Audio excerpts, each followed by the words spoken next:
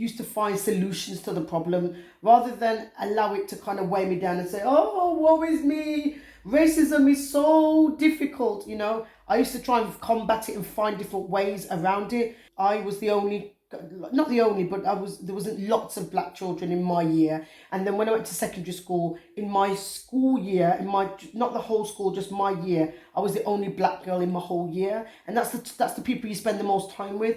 I always found that I'd be like the joker all the time and just try to fit in. And this is not necessarily a barrier, but it's something to kind of highlight. I remember when I got my hair relaxed, I've always liked my natural afro. I've liked the feel of it. It just feels good in my hands. Like when I'm parting it and it feels like strong. But I remember relaxing it because I remember feeling like I don't fit in. I felt like I wasn't pretty. I thought if I relax it, make it straight and just drop down some, then the boys will like me. I will fit in. I look more like, you know, European, like the white girls, straight hair and everything. And I used to just think that was probably the way to move forward. And most black girls would say that they put a towel on their head and fling the towel around. Put a little tie head. We put tights on our head and just fling the tights around like this, like say we got long hair. You get me?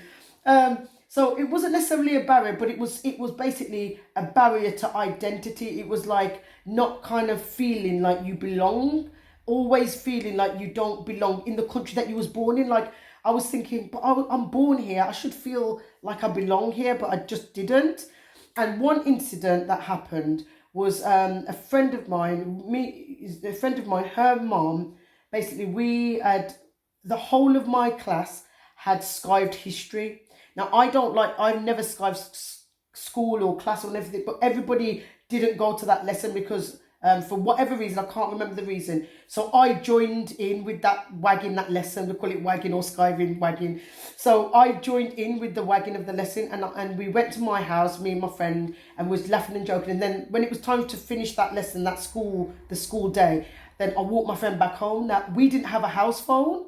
So when I walked my friend home now, her mom they had a house phone, so the school must have called them. Her mom was already outside the house, like waiting. And then so I was walking out, and then her mom started shouting at me, "Hey, you dirty blackie!" And then she started saying, "Go and wash your skin off, you're a bad influence." So she was cussing me. And the worst thing about that was really heartbreaking because I was definitely one of the people at school. I was part of the crime prevention panel, and I didn't really want to skive. So I just followed the sheep. I was looked upon as the baddie. Do you get what I'm saying? I was looked upon, you know, she was there cussing me, telling me about going have a watch, you dirty black this. So she saw me as the instigator of the whole thing because I was a black person. I was like, rah. And I remember going back to my mom, "You need to go down and cuss her mom and da-da-da-da." And my mom, I was like so annoyed because my mom was being so proper and so nice. She says, "Oh, don't worry, Tan." She says, they're the ones with the problem, not you. But I wanted my mom to be like one of those black moms that would just go out and just cuss her off.